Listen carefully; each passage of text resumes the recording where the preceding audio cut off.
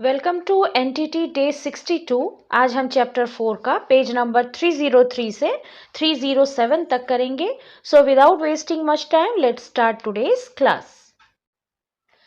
The question number 10 is explain the meaning and definition of democracy. यानी जो लोकतंत्र या प्रजातंत्र होता है उसका अर्थ, परिभाषा और उसका डेफिनेशन जो है वो देना है, उसके इंपॉर्टेंस के बारे में इसमें बताना है। लोकतंत्र का अर्थ शासन की उस प्रणाली से है, यानी द फॉर्म ऑफ गवर्नमेंट, यानी गवर्न करने का जो गवर्नमेंट का जो फॉर्म होता है, किस तरह का फॉर्म होता है ये, जिसमें जनता यानी वहां की पब्लिक जो है वो अपना शासन स्वयं चलाती है। पब्लिक अपना शासन स्वयं चलाती है। इसका मतलब है कि यहाँ पर पब्लिक के मतलब जो सारी पावर होती है वो पब्लिक के हाथ में होती है।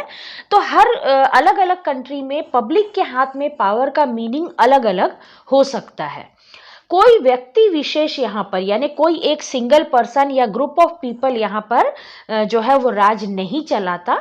लोकतंत्र के अंग्रेजी पर्याय यानी इंग्लिश में डेमोक्रेसी का शाब्दिक अर्थ यही है, यानी डेमोक्रेसी, लोकतंत्र को इंग्लिश में डेमोक्रेसी कहते हैं। तो इसको ग्रीक, ये जो डेमोक्रेसी शब्द है इसको ग्रीक भाषा के दो शब्द से लिया गया है।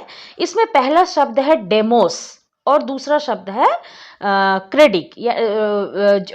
डेमोस और क्रेडिक से मिलकर डेमोक्रेसी बना है। ठीक है, डेमोस का अर्थ होता है शक्ति, ठीक है, पावर, और क्रेडिट का अर्थ होता है जनता। यानी डेमोक्रेसी मीन्स जनता के हाथ में पावर या जनता का पावर। तो इस प्रकार डेमोक्रेसी का अर्थ हुआ जनता के हाथ में शक्ति।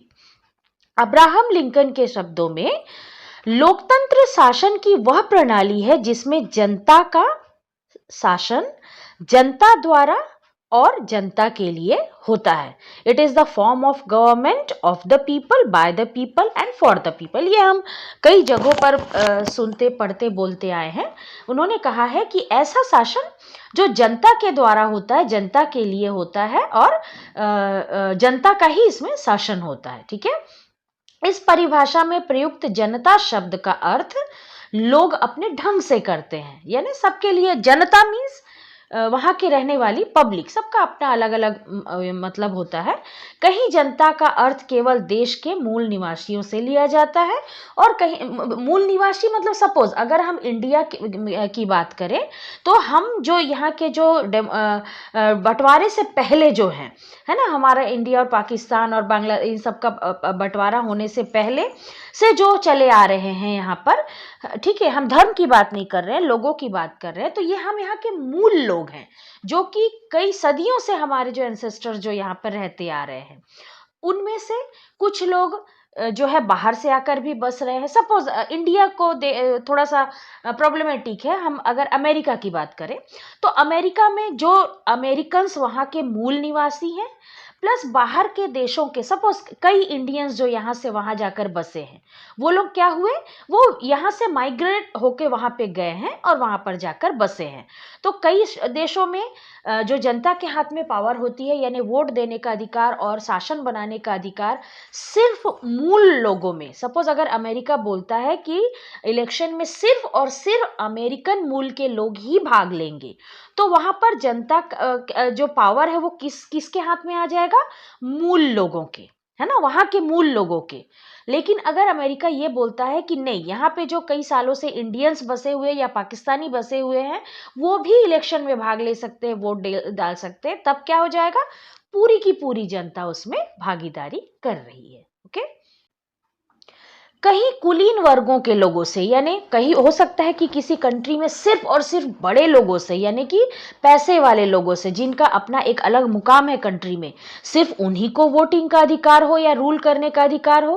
और कहीं देश के सभी वयस्कों में, जैसे इंडिया में, यहाँ पे कोई ये नहीं देखता कि आप बांग्लादेश से आकर बसे हैं या पाकिस्तान से आकर बसे हैं या कहाँ के हैं। यहाँ 18 साल के हुए तो सभी को ही वोटिंग करने का अधिकार होता है, यानी सभी के सभी एडल्ट इसके लिए एलिजिबल होते हैं। तो इस संबंध में एक बात और है, वो ये है कि आधारों में परिवर्तन होता रहता है, यानी कि डेमोक्रेसी में आधार यानी बेसिक जो है वो, जैसे हमने अभी पढ़ा 2-3 चीजों के बारे में मैंने बताया आपको कि या तो पूरे वयस्कों के हाथ में होगा, या सिर्फ वहां के अमीर लोगों के हाथ में होगा, या सिर्फ मूल लोगों के हाथ में होगा, या सबके हाथ में होगा। आधार में परिवर्तन होता रहता है, लेकिन यहाँ पे सेंस सभी में एक है कि पावर किसके हाथ में है? जनता के हाथ में है। उदाहरण के लिए हमारे देश में कुछ समय पहले तक 21 वर्ष की आयु पूरी करने पर मताधिकार यानी वोट डालने का अधिकार प्राप्त होता था, लेकिन अब यह आयु जो है वो 18 वर्ष की हो गई है। ठीक है, अब समस्या उपस्थित ये होती है कि वास्तव में लोकतंत्र है क्या चीज। ठीक है, यदि हम शासन में जनता की शक्ति के प्रभुत्व को ही लोकतंत्र की संज्ञा देते हैं, अगर हम मानते हैं कि हाँ गवर्नमेंट में जनता की ही शक्ति सबसे इम्पोर्टेंट है, यही है लोकतंत्र, तो फिर हमारे देश में शासन का आरंभ ही लोकतंत्र से मानना होगा। यहाँ पे यानी कि हमारे कंट्री में, हमारा कंट्री डेमोक्रेसी का एक परफेक्ट उदाहरण है। यहाँ पर जनता के हाथ में ही है सारा का सारा पावर। वैदिक काल में यानी हमारा जो कई सौ सालों पहले की बात अगर हम करें, तो जन शासन का आधार होता था। जन मतलब इंसान, लोग, वहां की जनता है ना, काबिल जनता। काबिल जनता समझ रहे हैं, वयस्क हो, अच्छे हो, पढ़े लिखे हो, बुद्धिशाली हो, इस तरह का होता था। जन काबिल के सदस्य अपने में से ही किसी वयोवृद्ध व्यक्ति यानी जिनको बहुत एक्सपीरियंस हो, एजेड हो, है ना, उनको मुखिया चुनते थे। और कार्य विभाजन के आधार पर यानी वो मुखिया चुने जाते थे, बड़े सबसे एक्सपीरियंस, और फिर वो लोगों को अपना अपना काम जो है वो बांट देते थे। देखिए, अगर वैदिक समय की बात करें तो हमारे कंट्री में ना तो इतना सारा कोई धर्म का अलग अलग रोल था, और नहीं इतना ज्यादा पॉपुलेशन था, है ना, कम लोग होते थे, सभी अच्छे लोग होते थे, मतलब गुरुकुल में शिक्षा प्राप्त किए हुए लोग होते थे, बड़ों का आदर करते थे, तो वो उस वयोवृद्ध यानी कि उस जो एजेड एक्सपीरियंस्ड इंसान थे उनकी बात मानते भी थे। उत्तर वैदिक काल में यानी वैदिक काल खत्म होने तक, जब हमारा न्यू मॉडर्न एरा जब आ रहा था, तो जनपदों का विकास हुआ। जनपद यानी छोटे छोटे ग्रुप्स बने, है ना, छोटे छोटे ग्रुप्स में, या छोटे छोटे आप कह सकते हैं कि आप जिला कह लीजिए, या गांव कह लीजिए, या फिर छोटे छोटे राज्य कह लीजिए, जो भी हैं, जनपदों का विकास हुआ। जो उस समय के राज्य थे यानी उस समय के वो छोटे छोटे अलग अलग राज्य थे, इसका राजनीतिक आधार भौगोलिक सीमाएं थी। यानी कि अब देखिए, पहले तो पूरा भारत एक था, उसके बाद क्या हुआ, लोगों में पावर बढ़ता गया, लालसा बढ़ती गई, एक दूसरे पर अटैक करके उसकी जमीन को हथिया लेना, राजाओं का काम ही यही था, है ना।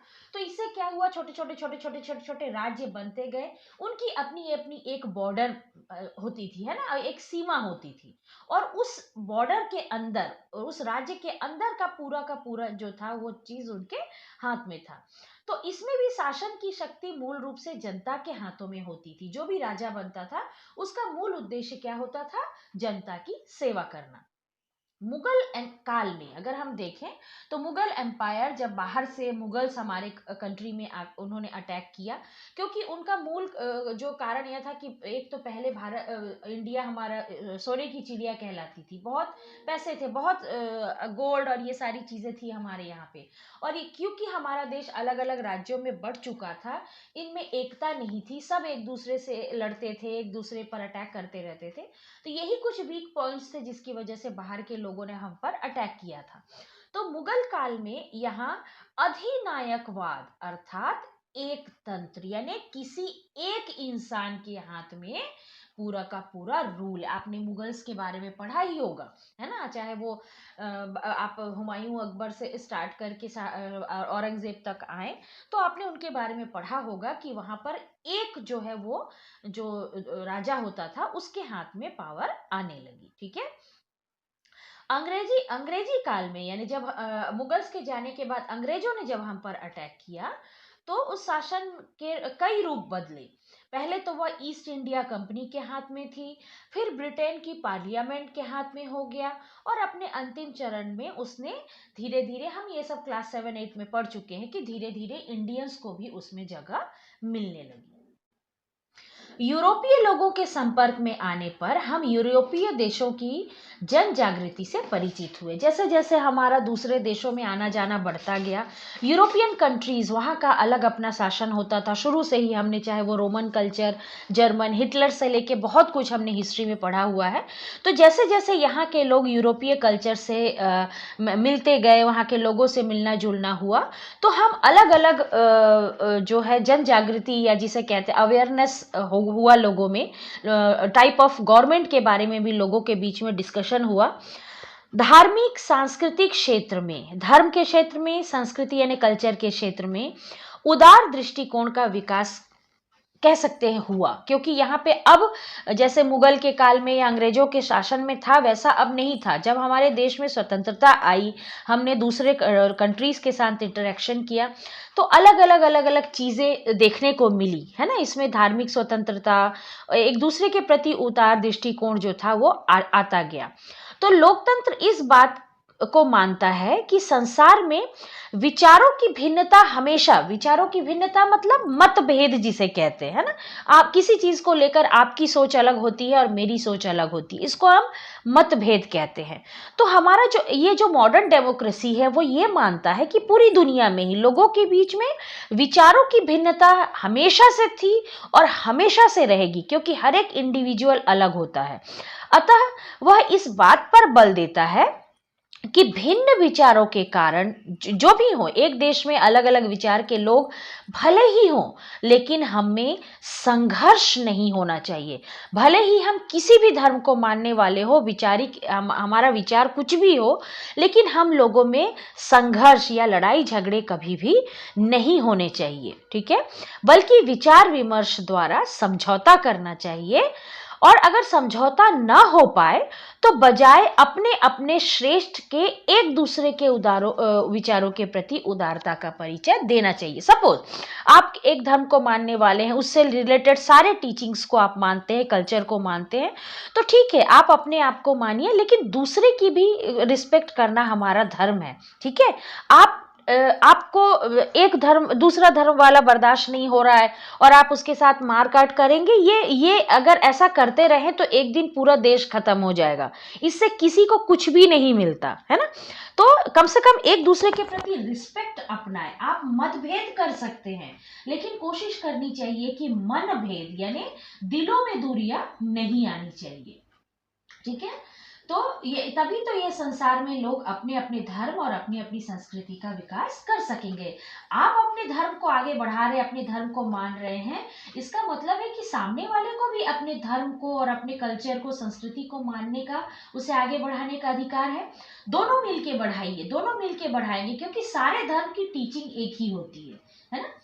इस प्रकार लोकतंत्र मात्र एक शासन प्रणाली नहीं है, बल्कि यह जीवन जीने की एक कला है, ठीक है। लोकतंत्र में सभी को एक दूसरे का सम्मान करना है, एक दूसरे के लिए रिस्पेक्ट रखनी है अपने उसमें, और सबको डेवलपमेंट करने का अधिकार देना है। तो ये सिर्फ एक फॉर्म ऑफ गवर्नमेंट नहीं है, बल्कि एक लाइफस्टाइल है, जीवन जीने की कला है।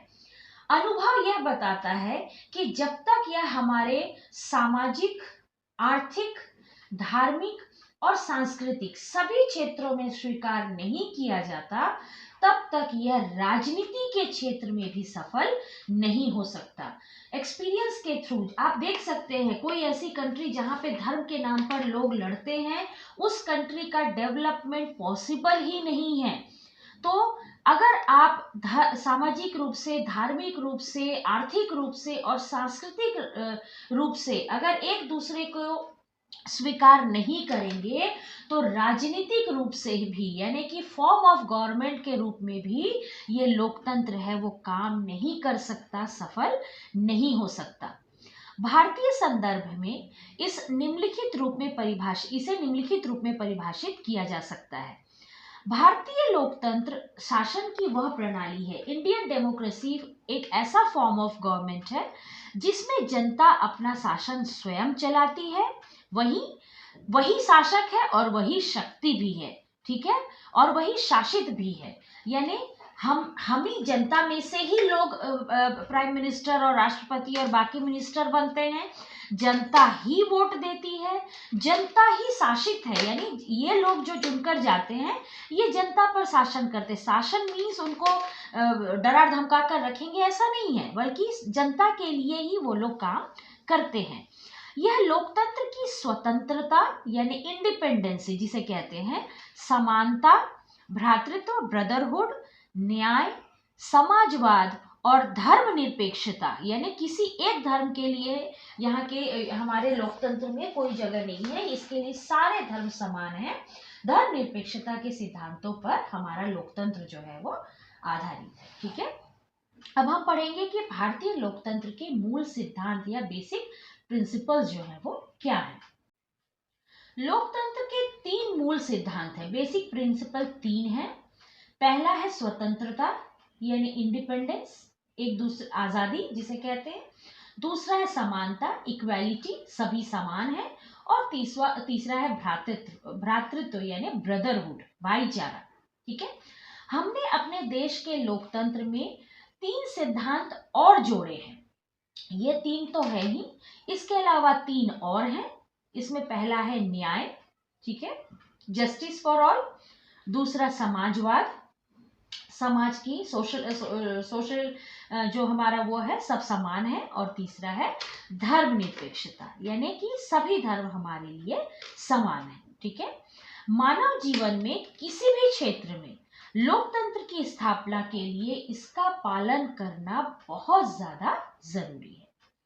सबसे पहले हम लेते हैं स्वतंत्रता को, आजादी, इंडिपेंडेंस। ठीक है, लिबर्टी जिसे कहेंगे। ठीक है, यहाँ पे हमारा जो कॉन्स्टिट्यूशन है उसमें ये लिबर्टी के नाम से प्रिस्क्राइब्ड है।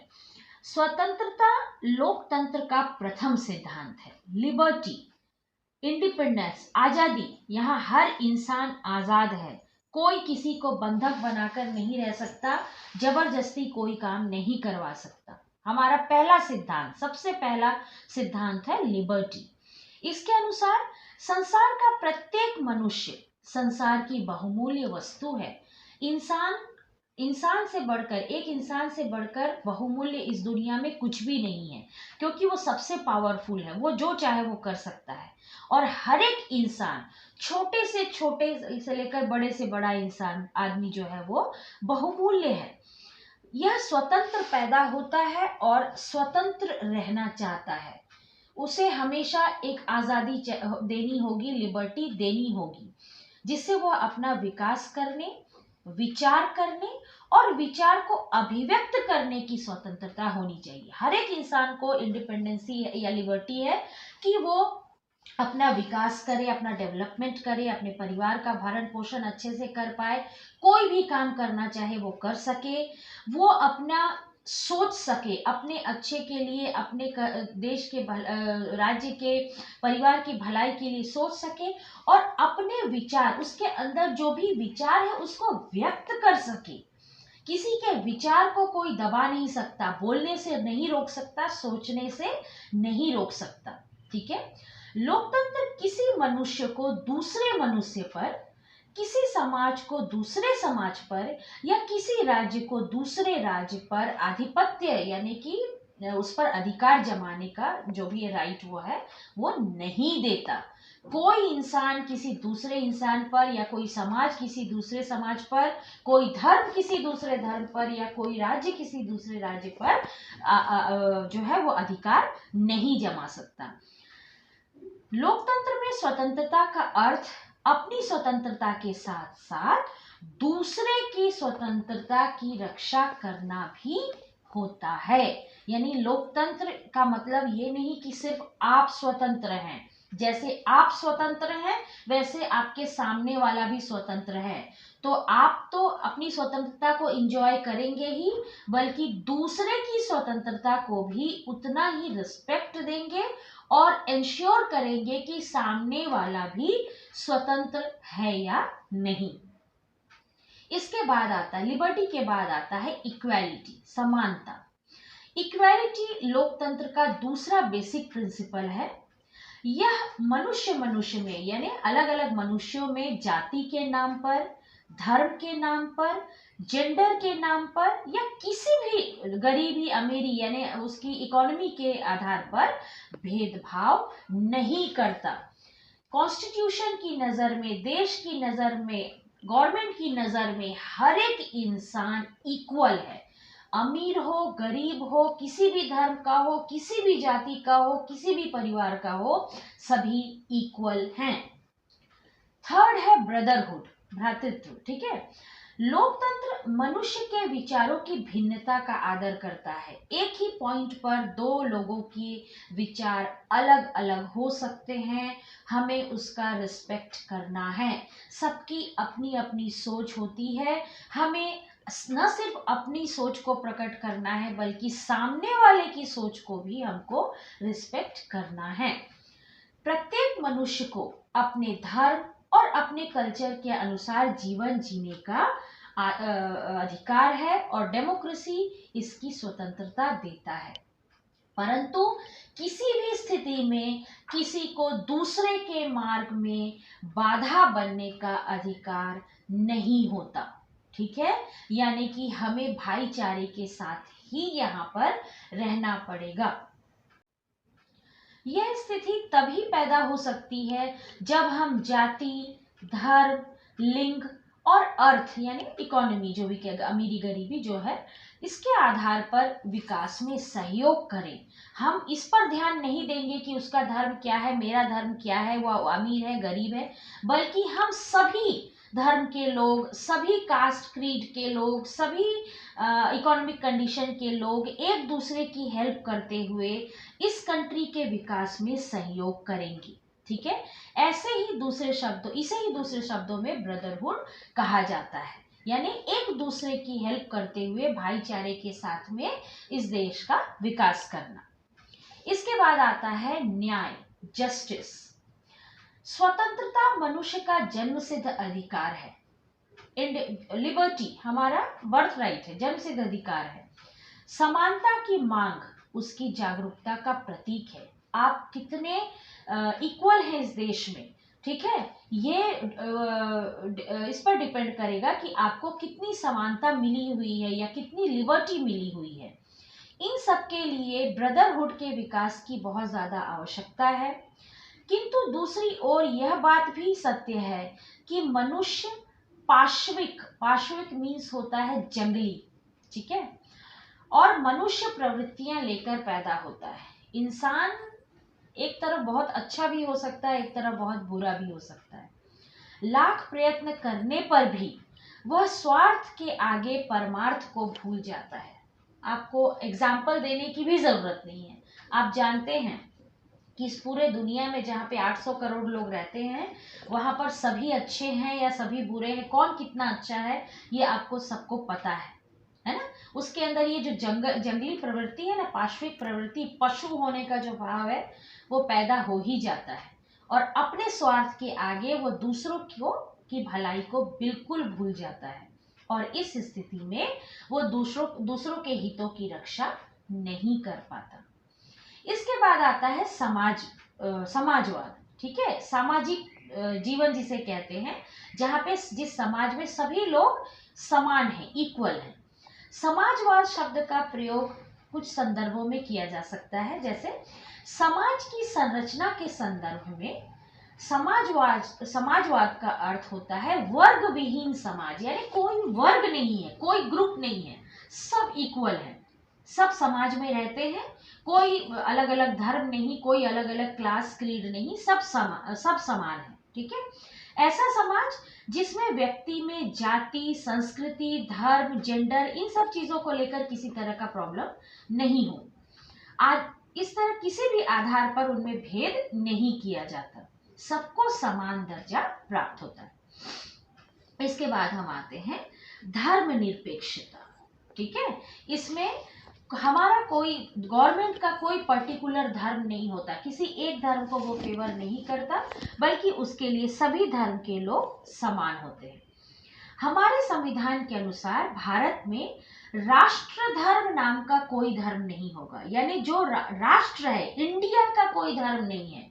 यहाँ में रहने वाले लोगों का एक अलग अलग धर्म हो सकता है, जैसे सपोज अगर हम इंडिया की बात करें तो क्या यहाँ पे तो इतने सारे धर्मों के लोग रहते हैं, तो क्या हिंदू के लिए, मुस्लिम के लिए, सिख के लिए, ईसाई के लिए अलग अलग रूल्स और रेगुलेशन है? नहीं है। यहाँ पे सारे लोग एक ही रूल लॉ से, जस्टिस से चलते हैं, यानी हमारे देश का अपना कोई धर्म नहीं है, ठीक है।